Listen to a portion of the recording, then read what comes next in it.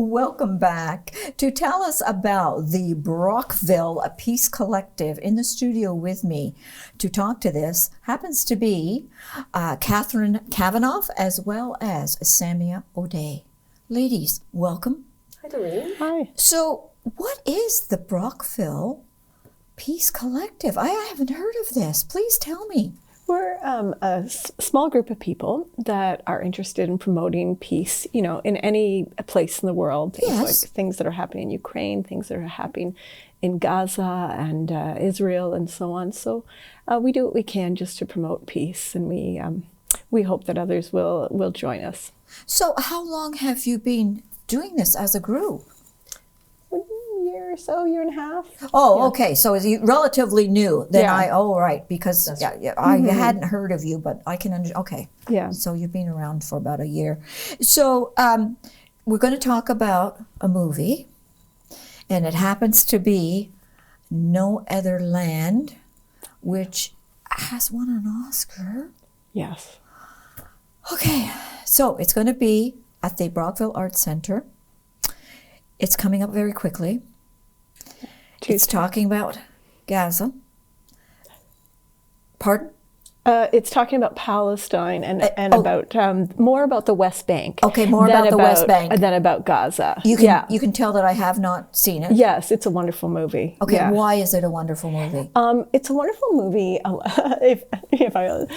because it talks about hope in the most despairing circumstances. So you get to see, it's a documentary firsthand, what is happening in the West Bank, which is the other part of Palestine. People hear a lot about Gaza, yes, but there's also the West Bank, and this particular area is called the South Hebron Hills, and you see a lot of the home demolitions that are happening to Palestinians in this area, and the other oppression that they really struggle under. So you get a first-hand account of that. But the movie is created by a Jewish Israeli man and a Palestinian man who form this friendship throughout the movie, and it's quite beautiful. It's funny in times. It's very moving in times, and you can see why this movie won an Oscar. It doesn't shy away from showing the challenges, but at the same time, it also shows that humanity it can be bigger and deeper than that, and more caring. So you get that out of the movie as well. So we're talking reality. You are, yes. It's a documentary. Definitely reality. Absolutely. Yes. Yeah. So, okay, I said Gaza. I have to remember, I don't know the area all that well, but I'm in the general area. You're in Palestine. Thank you. At least. Okay. All righty. And so now this movie, there's actually two showings of it, is there not? There's like 2 in the afternoon, a matinee. That's right. And then 7 o'clock at night. Yes. So April the 29th at 2 p.m. and at 7 p.m. And it's a beautiful movie. I've screened it before, and so have you. And it's really worth coming out. And after the 7 p.m. one, we have a time together at Richard's Coffee House, and we're going to be joined by independent Jewish voices there as well.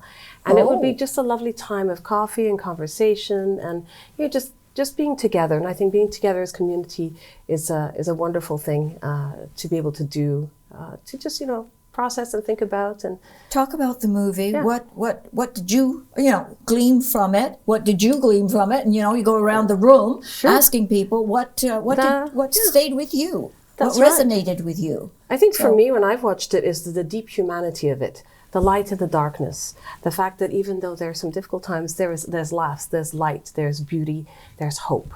And I think that's our message as well.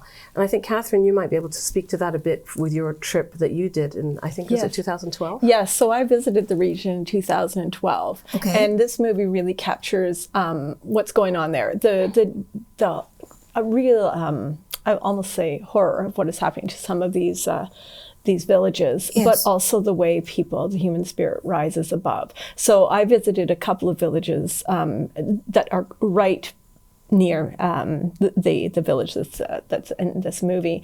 One of them, the children would try to go to school. Yes. And the settlers from the illegal settlement on Palestinian lands would come out sometimes and throw rocks at them.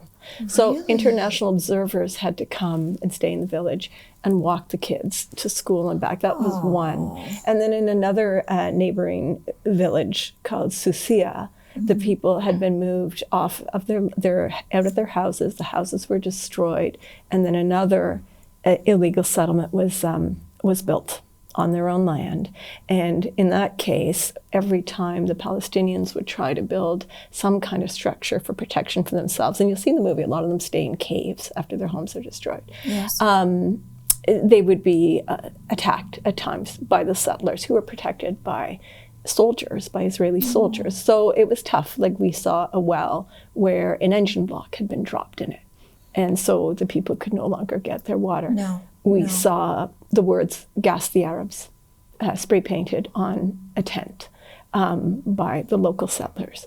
So there is a lot of pain. But we saw also former Israeli soldiers who had formed their own organization called Breaking the Silence, who were there trying to bring people, international people and Israelis, to see, the humanity and what's going on and what can we do to stop this. And there's a wonderful group. You'll see them in the movie, though they're not named, called the Israeli Coalition Against Home Demolitions. They're the ones wearing orange vests, and they come and they try to help people. So there's always these relationships that are forming. And I don't think that we in the West always hear that complexity, that there are people that are reaching out and caring for each other and trying to live as neighbors in a very challenging situation, right? So, so it meant something to me because I had been there, but I would love to share it with people and talk about it with people, whatever their views are. Come and see the movie and then join us, and we can have some wonderful conversation and learn, learn together. Definitely. And rewind back to 1948. That's when my father, who is a Christian Palestinian, he lost his home. It was blown up. At the time by Zionist militia. Einstein at the time was very concerned about what was happening, because it was supposed to be something good, but unfortunately, it didn't work out the way it was supposed to. And so my father became a refugee especially when that happened, and the town 9 kilometers away was massacred. So he and 750,000 Palestinians had to flee. But my dad always taught us peace. My best friends are Jewish and Israeli, and my partners, and so I think there's hope and there's light, and I think there's collective freedom and liberation in truth and in spreading the light. And so when we talk about home demolitions, it definitely brings back some of that past. But I think I think we both care about Palestinians and Israelis and all people of the world. Every human being is sacred and precious. Yes. And I think that's what this beautiful movie brings about, that conversation and that light in the darkness. And we have to keep focused on that. Speak the truth, hear the truth, and become a candle in the darkness, become a light in the darkness, and share that light. I think it's our only hope, not just for there, but that's as a reflection of international law and around the world. We're all human. Absolutely, yes. And I just want to add too, almost half my family is Jewish. We have the children and grandchildren of Holocaust survivors in the family. And this idea that we create peace is something that I can learn from them as well. And so so we really do hope people will come out. We'll be there at the 7 o'clock, and afterwards at Richard's Coffee. And yes, it is a heavy documentary at times, but it's not going to be endless heaviness. There is light, and there is compassion, and there is a beautiful relationship. And like I said, there's a reason this won an Oscar. And definitely worth coming out.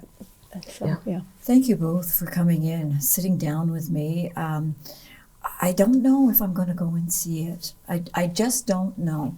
Okay. I don't want to sit there and cry. You won't cry. You won't cry endlessly. You won't. You may at times. I mean, I can't say you won't, but again, it's not a look how bad it is. No. It's a look at how complicated life is. Yes. And look at what happens when hard times happen and someone rises above. It's a beautiful thing. It will move you in that sense. Okay. So if you don't go, you will miss this opportunity to be moved moved by the beauty of the human spirit. So that's why I encourage people to come, because in the end, you will see something that is beautiful. And when I watched the Oscars, and I saw, because there are 4 of them that got the Oscar, there are 2 that are not shown in the movie, Yes. and you see 2 Israeli Jews standing with 2 Palestinians holding their Oscars together. Yeah. This is creating peace in our world. Mm-hmm. And, you know, they're a very small community. We're kind of a small community. So we invite people to come together with us, and let's help to try to create some peace together. So thank you, ladies. Thank you. I appreciate it. Thank you so much.